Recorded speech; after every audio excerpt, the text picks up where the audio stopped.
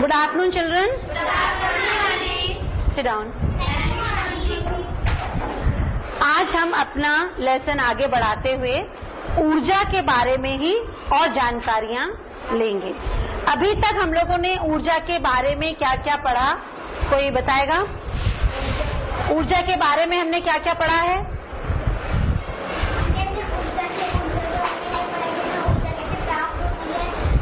ऊर्जा कहाँ से प्राप्त होती है? ऊर्जा कहाँ से प्राप्त होती है? पहला था सूर्य से, दूसरा ईंधन, तीसरा विद्युत, चौथा बायोगैस। बायोगैस मतलब जो जीवित चीजें मर जाती हैं, मल मूत्र गोबर सड़े हुए पत्ते पौधे शाखाएं, उनको सड़ाकर, बायोमास होता है जैव मास, जैव द्रव्य, उसको सड़ाकर जो गैस प्राप्त की जाती है उसको हम लोग बायोगैस कहते हैं। ये चार हमारे मुख्य साधन थे जिनसे कि हमें ऊर्जा प्राप्त होती है।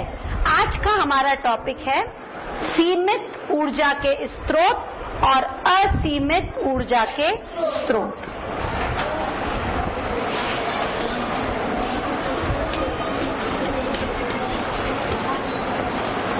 असीमित और सीमित। असीमित का क्या अर्थ होता है? जिसका कोई खत्म होने का कोई नाम ही ना ले। असीमा, जिसकी कोई सीमा ही बेहिसाब हमें मिलता रहेगा। और सीमित, जिसका भंडारण थोड़ा सा है और बहुत जल्दी वो खत्म हो जाएगा। तो जो ऊर्जा के स्रोत हैं वो दो तरह के होते हैं, एक होता है असीमित, एक होता है सीमित। जितने भी सीमित ऊर्जा के स्रोत हैं उनके नाम बताइए जो खत्म होने वाले हैं। पेट्रोल, पेट्रोलियम सबसे पहले। एक मिनट, सब लोग नहीं चिल्लाएंगे। पेट्रोलियम जो शब्द है, अब ये लिखना ही काफी है। क्यों? क्योंकि जो बाकी के नाम आप बोल रहे हैं, पेट्रोल, डीजल, मिट्टी का तेल, ये सब कहाँ से आए? पेट्रोलियम, क्योंकि वो सब बने तो पेट्रोलियम से ही हैं। अगर धरती के अंदर जो बहुत करोड़ों वर्ष पहले पेड़ पौधे जंतु दब गए थे, जिनके सड़ने से गाढ़े काले रंग का तेल निकला, जिसको हमने पेट्रोल कहा और पेट्रोलियम कहा, और उसको बनने में कितना समय लगा? करोड़ों वर्ष। ये बहुत जल्दी दुनिया में से खत्म होने वाला है, आपको मालूम है ना? अभी जो जितनी भी हमारी ऊर्जा की मांग है, जितने भी हमारे साधन हैं, उसका 80%, कितना? 80% जानते हो? सब लोग मैथ्स जानते हैं। अगर 10 गाड़ियां चल रही हैं तो उसमें से 8 गाड़ियां पेट्रोल से चलती हैं। मतलब सड़क पे अगर कोई 10 वाहन चल रहे हैं तो 8 उसमें पेट्रोल से चलते हैं। ये होता है 80%। 10 में से 8, 100 में से 80। हो गया, समझ आई? 80% ऊर्जा की जो मांग है वो कौन पूरा कर रहा है? पेट्रोल। 80% ऊर्जा की मांग पेट्रोलियम पूरा कर रहा है। बाकी जो 20% बचा, अब वो विद्युत करेगा। हमने बताया था ना, विद्युत होता है, बायोमास होता है, और क्या होता है? ईंधन। तो ईंधन क्या है? ईंधन तो इसी में से, पेट्रोलियम में से ही सारा है। अच्छा, एक सीमित कौन सा हो गया? पेट्रोलियम। दूसरा कोयला। दूसरा ये भी खानों से ही निकलता है, खान से, जमीन के अंदर से निकलता है। तो ये भी भंडारण कभी न कभी तो खत्म हो ही जाएगा, कभी न कभी तो खत्म हो ही जाएगा, फिर से नहीं होगा। तो इसकी भी मांग दिनों दिन बढ़ती। और ऐसा सुनने में आया है कि हमारे बिहार, पश्चिम बंगाल, धनबाद वगैरह में जो खाने हैं वो 200 साल में खत्म हो जाएंगी। 200 साल में खत्म हो जाएंगी। तो 200 साल के बाद लोग क्या करेंगे? फिर कैसे हमारे इंजन चलेंगे? फिर कैसे हमारे पावर प्लांट चलेंगे जो कोयले से काम होता था? कैसे हमारे और काम होंगे? तो कोयला भी एक सीमित साधन है जो बहुत जल्दी खत्म होने वाला है। और कौन सा खत्म होने वाला है? पेट्रोल हो गया, वो सब नहीं। बिजली क्यों खत्म होने वाली है?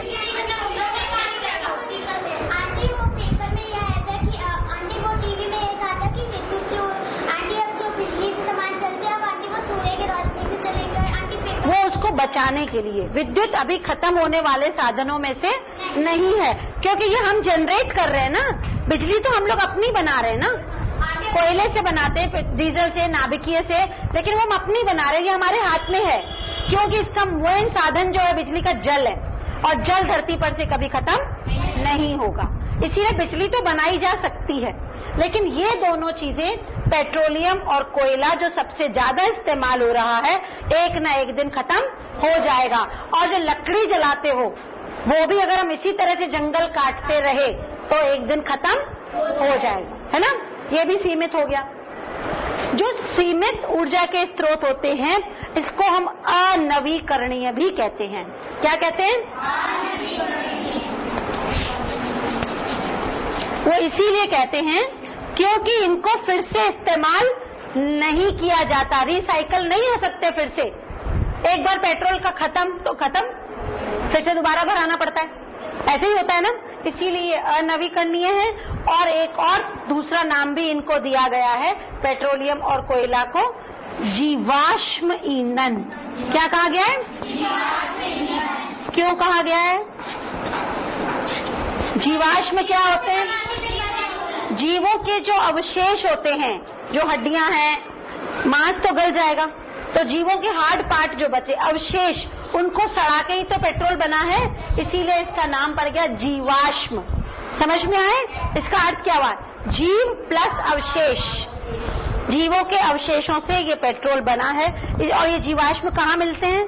जमीन के अंदर। इसीलिए इसका नाम जीवाश्म ईंधन भी कहा गया है। अब अगर हम एक रिक्त स्थान पूछें, डैश एक जीवाश्म ईंधन है, पेट्रोल, पेट्रोल बोलो, डीजल बोलो, मिट्टी का तेल बोलो, कोयला बोलो, ये सब जीवाश्म ईंधन कहलाते हैं। समझ गए?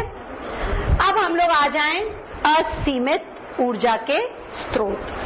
अब आप लोग बताइए मुझे, एक ऐसी कौन सी चीज है जो कभी खत्म नहीं होगी?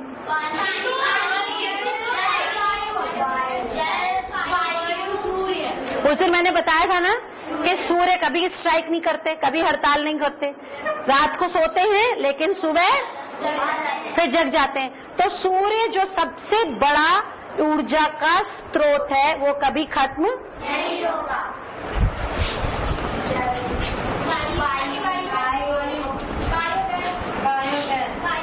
बायोगैस भी कभी खत्म नहीं होगी, क्योंकि जब तक जीव जंतु जिंदा हैं तो वो सड़ा के उससे हम बना ही सकते हैं। लेकिन हम इनको असीमित इसीलिए कहते हैं क्योंकि ये कभी भी खत्म नहीं होके। सूर्य से आजकल सबसे ज्यादा ऊर्जा ली जा रही है हर काम में। हमारे दैनिक जीवन के हर काम में हम सूर्य का उपयोग कर रहे हैं। अच्छा, आप लोग घरेलू कामों में करते हो? कैसे? कपड़े सुखाने में जब धूप निकलते सबसे पहले हम चादर जाके डालाते हैं छत में कि सूख जाएगी। पापड़ बनाते हो, चिप्स बनाते हो, सब्जी को सुखाते हो, अनाज को सुखाते हो। किसान अपना अनाज अप्रैल के महीने में जब तेज धूप होती है तभी तो गेहूं सूखता है, बाली पकती है। मार्च अप्रैल में तभी तो गेहूं की बाली पकती है, सूखता है अनाज। और किसान बहुत सारे काम इसी रोशनी से या इसी में ही करता है। तो ये तो सदियों से ऐसा होता आया है। लेकिन हम लोगों ने और अच्छे उपाय सोच लिए जो हम कभी सोच नहीं सकते थे पहले। बताइए वो क्या? Solar cooker. जो पहले खाना बनाने के लिए हम लोग केवल चूल्हा फूंकते थे या स्टोव जलाते थे, अब हम लोगों ने एक नया साधन सोच लिया, वो ये है सोलर कुकर। यहाँ पर आपको एक बॉक्स दिख रहा है, ये तो एक मॉडल है, बहुत छोटा बनाया है, लेकिन अगर आप लोग घर में इस्तेमाल करोगे तो वो आपके टेबल के जितना बड़ा होता और उसमें 4 भगोने आप आराम से रख सकते। इसमें क्या होता है, ऐसे एक लकड़ी का बॉक्स बनाते हैं, इसमें यहाँ पे कांच लगाते हैं, मिरर, दर्पण, मिरर कहते हैं ना जिसमें दर्पण, वो लगाया जाता है। और इसके नीचे एक काले रंग का, बेटा ये निकालो नीलम, जो बक्सा होता है ये काले रंग से पेंट किया गया है, दिख रहा है? काले रंग से पेंट किया गया है और इस काले रंग से इसीलिए पेंट किया गया है कि सूर्य की किरणें ज्यादा से ज्यादा उसको गर्म कर सके, क्योंकि काली चीज गर्म जल्दी होती है, वो सूर्य की किरणों की ऊष्मा को ज्यादा लेती है। अब हम इस बॉक्स के अंदर, अब खुला तो रखेंगे नहीं खाना, क्योंकि खुला रखेंगे तो कुछ भी धूल मिट्टी चली जाएगी। इसके अंदर हम लोग 4 भगोने रख के या 4 छोटी डिशेस में दाल चावल उबलने वाली चीजें, रोटी नहीं सिक सकती इसमें, उबलने वाली चीजें जिससे पकती हैं वो इसमें बनाई जा सकती है। वो रख के और इसके सीटी नहीं लगेगी इसमें, क्या सोचे प्रेशर कुकर है इसमें सीटी लग जाएगी, बेटा इसको लगाओ।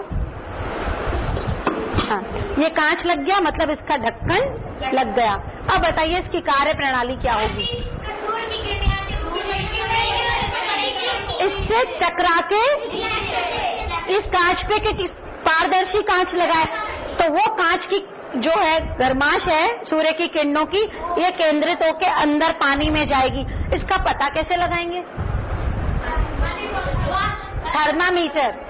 अगर मैंने पानी की कटोरी इसके अंदर, मैंने ऐसे किया था जब हमने विज्ञान दिवस मनाया था, पानी की कटोरी भर के रख दी अंदर, उसमें तापमान ले लिया, 1 घंटे बाद फिर जाके तापमान लिया तो वो एकदम खौलने के जैसा हो गया था, क्योंकि तब जून का महीना था।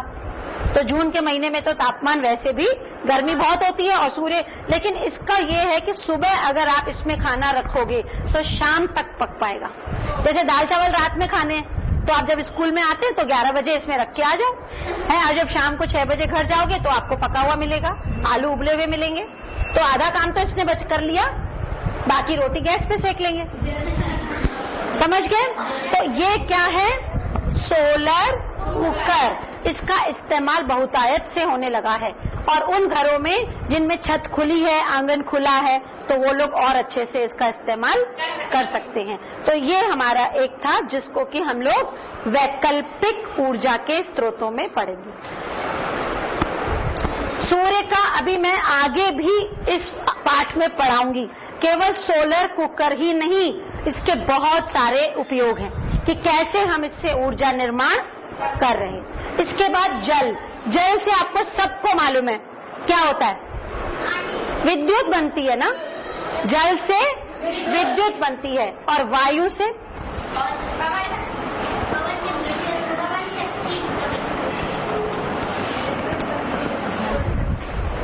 ये वाला मॉडल देख रहे हैं, सीधा साधा मॉडल बिल्कुल। ये क्या दिख रहा है सबको? पंखा। पंखा ऊपर भी है ना, अगर मैं इसको यहाँ ले आऊं, चलने लगा, चलने लगा। अब मैं इसको थोड़ा जोर से चलाऊंगी तो यहाँ पीछे 2 छोटे से बल्ब हैं, दिख रहे हैं सबको? मैं वहां भी दिखा दूंगी, पहले यहाँ दिख रहे हैं? अभी बुझे हुए हैं ना, अभी तो बिल्कुल बंद है। एक जला, फिर से करें? सुशीला इसको करो यहाँ पे, यानी मैं पकड़े हुए हूँ, तुम इसको चलाओ जोर से, और जोर से, और जोर से चलाओ। थोड़ी सी लाइट दिखती है, बिल्कुल नाइट लैंप दिखती है। तो भाई तो इसमें प्रेशर भी तो कम दे रहे हैं हम। जब ये बहुत बड़ा पंखा बनाएंगे, ग्राउंड में लगाएंगे जैसे गार्डन में, और वहां इतनी इसमें शक्ति आ जाएगी कि ये पता है क्या होगा? ये पवन चक्की से हमारे आटा पीसने की चक्की तक चलने लगेगी, आटा भी पिस जाएगा। और ऐसे मॉडल को हम लोग कहते हैं पवन चक्की। नहीं, ये देखो मोटर लगी है ना, ये देखो मोटर लगी है। तो ये जो मैं पंखा चला रही हूँ ऐसे, तो ये मोटर उसको एनर्जी में चेंज कर रही है और नीचे ये तार बंधे हुए हैं और ये तार इस बल्ब को जला रहे हैं। ये एनर्जी शक्ति यहाँ जा रही है। तो अब जैसे ये बल्ब जल गया, अब यहाँ आटा चक्की लगा देंगे, यहाँ आटा डालेंगे, पिस जाएगा। अच्छा, आपके खेतों में पानी देना है, वो भी पवन चक्की से हो जाएगा। लेकिन इसका एक काम जरूरी है, हवा जरूर होनी चाहिए। तो इसको ऊंचाई पे लगाते हैं, इतना नीचा नहीं बनता है, बहुत ऊंचा पोल होता है तार तक, जैसे बिजली के पोल होते हैं, और बड़े बड़े पंखे लगे होते हैं और लाइन से 4-5 पवन चक्कियां लगाते हैं, जिससे हाँ 4-5 लगा देते हैं, जिससे कि खूब सारी इकट्ठी होकर एक जगह वो एनर्जी इकट्ठी हो और उससे हमारे खेतों में कटाई की मशीन हो, कुछ भी हो, सब चलाया जा सकता है। और इससे इसमें क्या आपका क्या खर्चा आया?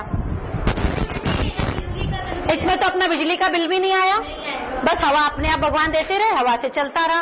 तो ये है हमारे 3 सूर्य, जल और वायु असीमित ऊर्जा के स्रोत, जो कि हमें बराबर काम में लाने हैं। क्योंकि इन तीनों के क्या फायदे हैं? बस एक फायदा बता दो तीनों का। नहीं,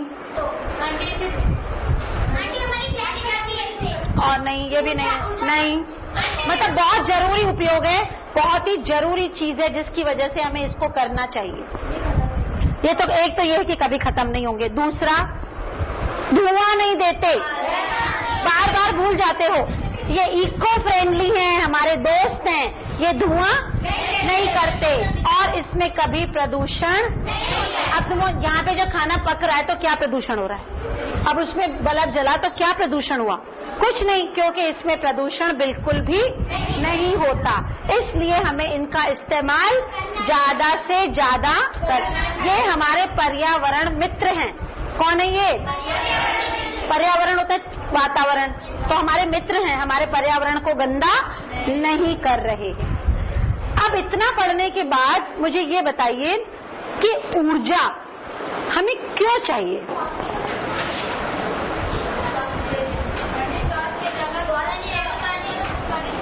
मतलब आपको शरीर को ऊर्जा या इस संसार को ऊर्जा की जरूरत क्यों है?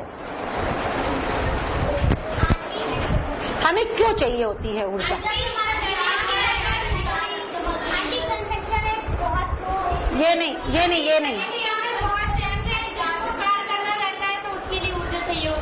अच्छा, एक मिनट खड़े हो सुशीला, और उधर मुंह करो। हमारे शरीर में बहुत सारे अंग हैं। कौन कौन से? हृदय, फेफड़े, पाचन तंत्र, उत्सर्जन तंत्र, ये लगातार काम कर रहे हैं। आपका हृदय धड़क रहा है, जरा देखो, धड़क रहा है, धड़क रहा है तभी तो जिंदा है।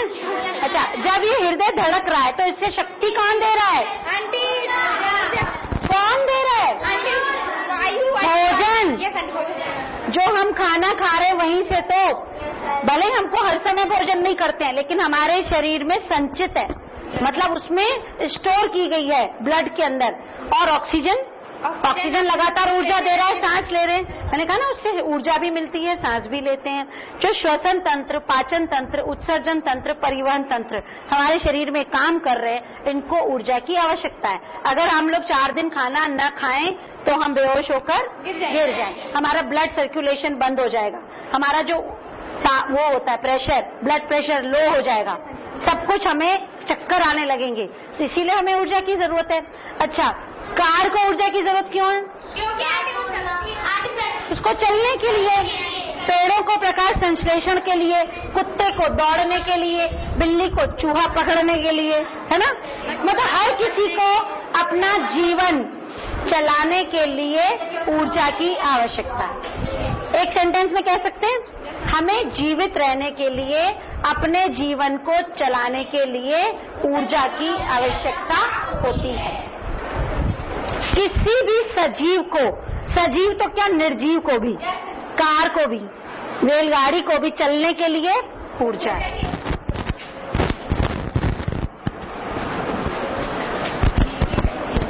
जीवित रहने के लिए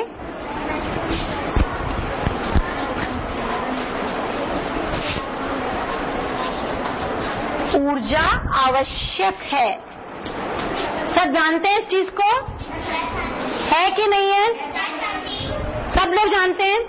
जो बिल्कुल छोटा बच्चा अभी पैदा होता है, 1 दिन का है, उसे भी चाहिए। क्यों चाहिए? रोने के लिए। जब उसको ऊर्जा ही नहीं होगी तो वो रोएगा कैसे? वो रो के ही तो बताता है कि मुझे भूख लगी है, कि मेरा पेट खाली हो गया है, और उसको तो हर घंटे में, छोटे बच्चे को तो हर घंटे में ऊर्जा। क्यों हर घंटे में? क्यों? क्योंकि उसका पेट बहुत छोटा है, तो वो इतना दूध नहीं पी सकता ना कि 10 घंटे तक चुप रहे। वो हर घंटे में उसको दूध की बोतल चाहिए, हर घंटे में दूध चाहिए। तो छोटे बच्चे से लेकर वृद्ध तक हर किसी को ऊर्जा की आवश्यकता। अब ये बताइए कि पहले जमाने में तो पेट्रोल नहीं होता था, है? तो अब क्यों हमें इतना ज्यादा सब कुछ चाहिए? क्यों हमारी मांग बढ़ गई ऊर्जा की? हाँ, सबसे बड़ा कारण, पहले जब हम लोग गोमती नगर में आए थे तो हमारे सड़कों पे गाड़ियां बहुत कम दिखती थी, लेकिन 10 सालों में गाड़ियों की संख्या 10 गुना हो गई है। पहले 2 गाड़ियां होती थी तो 20 है, पता है आपको? पहले 2 गाड़ियां सड़क पे दिखाई देती थी, 2 बसें दिखाई देती थी। बसें तो आती ही नहीं थी, बसें बहुत कम होती थी, लेकिन अब इतने ऑटोज बढ़ गए। हर साल लाखों स्कूटर बनती हैं, लाखों कारें बिकती हैं, लाखों बसें बनती हैं। तो ये किससे चलती हैं? पेट्रोल से। तो आखिर तो खत्म होगा पेट्रोल। इसीलिए बढ़ती मांग जो है ऊर्जा की, वो इसके लिए है जनसंख्या वृद्धि। जनसंख्या वृद्धि के कारण ऊर्जा की मांग बढ़ गई।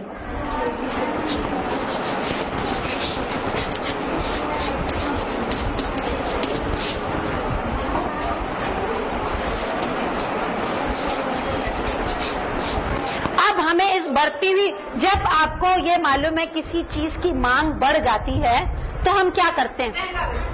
पहले तो महंगा बेचेंगे, दूसरा उसके लिए कुछ दूसरी चीज सोचेंगे, ये बड़ी महंगी है इसकी जगह दूसरा इस्तेमाल करो। अब मैं तुम्हें एक छोटा सा उदाहरण बताऊं।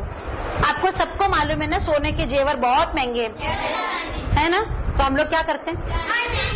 तो हम चांदी के पहनते हैं, थोड़ी सस्ती है, और उससे भी सस्ता आर्टिफिशियल, नकली, मतलब दिमाग दौड़ाते हैं, है ना। छोड़ो सोना बहुत महंगा है, कौन खरीदेगा। तो अब हमने भी सोचा कि पेट्रोल तो बहुत महंगा पड़ रहा है, पेट्रोल, डीजल, केरोसिन बहुत महंगा पड़ रहा है। तो वैज्ञानिकों ने सोचा ऐसी चीज बनाए जो सस्ती भी हो, कभी खत्म भी ना हो और आसानी से भी मिल जाती हो। तो वो है ये, वो है सोलर कुकर, है कि नहीं? है ना।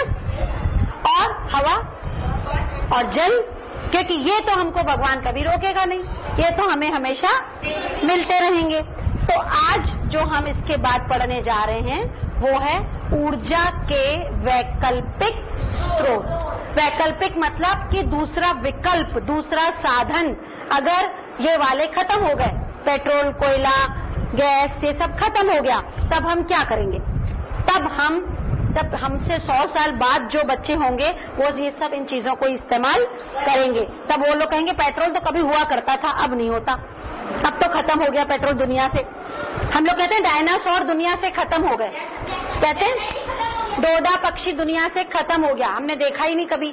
तो हमारे बाद वाले जो बच्चे आएंगे वो यही कहेंगे कि पेट्रोल कभी होता था, अब नहीं होता है, पता नहीं कैसे चलती होगी पेट्रोल से गाड़ी, है ना। तो अगर आप चाहते हो कि बहुत दिनों तक पेट्रोल चले, खत्म ना हो, तो हमें क्या करना चाहिए? ऊर्जा की बचत। क्या करनी चाहिए? ऊर्जा की बचत। ये आगे पढ़ाऊंगी मैं इस टॉपिक में।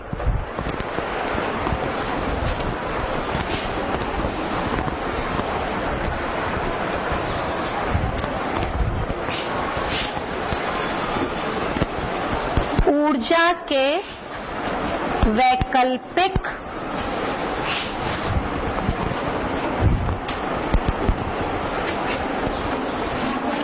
स्रोत। ऊर्जा के वैकल्पिक स्रोत में पहला स्रोत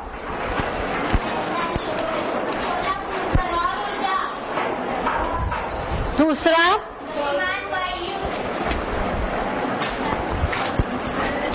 ये शब्द बताइए, गतिमान वायु कहा गया है।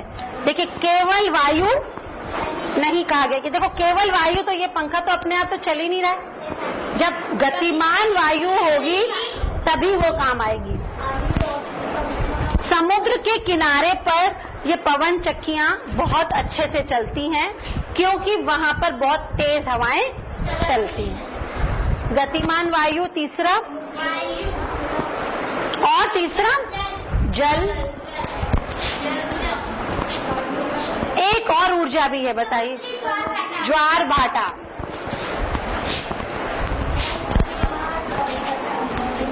ज्वार भाटा से कोई और जानता है इसका? ज्वालामुखी है, लेकिन बेटा उसका कंस्ट्रक्टिव यूज नहीं है, मतलब वो नुकसान ज्यादा कर देती है। वो ऊर्जा है तो वो भी ऊर्जा ही जो जमीन में से ज्वालामुखी फटते हैं, लेकिन अभी ज्वार भाटा समुद्र के किनारे से अब जो लहरें उठती हैं ना, टाइड जिसको कहते हैं, उनसे भी हम लोग विद्युत ऊर्जा बनाते हैं। हम लोग एक एक करके पढ़ेंगे, पहले इनको हम एक बार रिवाइज कर लें। अगर ऊर्जा के वैकल्पिक स्रोत हमें ढूंढने हैं तो सबसे बड़ा स्रोत है सौर ऊर्जा, दूसरा हमारा वायुमंडल, उसमें भी गतिमान वायु, तीसरा हमारा जल, और चौथी हमारी ज्वार भाटा। एक्चुअली ये ज्वार भाटा भी जल के अंतर्गत ही आता है, क्योंकि ज्वार भाटा समुद्र में ही आता है, तो ये जल के ही अंतर्गत है। और ज्वालामुखी, नाभिकीय ऊर्जा भी तो है। दो परमाणु जानते हैं आप लोग? परमाणु के अंदर जो नाभिक होता है, उन दोनों को टकरा के जो आप लोग जो एटम बम और ये पढ़ते हो कि एटम बम गिराने से इतना ब्लास्ट हुआ, लेकिन नाभिकीय ऊर्जा का हम जनसंख्या के हित में भी उपयोग कर सकते हैं, भले के लिए भी हम लोग कर सकते हैं। तो एक नाभिकीय ऊर्जा किताब में दिया गया है, नाभिकीय ऊर्जा है कि नहीं है?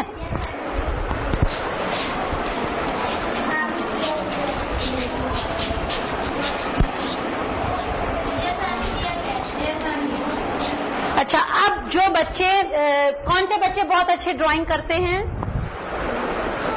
करते हो? ड्राइंग आती है ना? कल एक चार्ट पेपर पे ये वाला चित्र,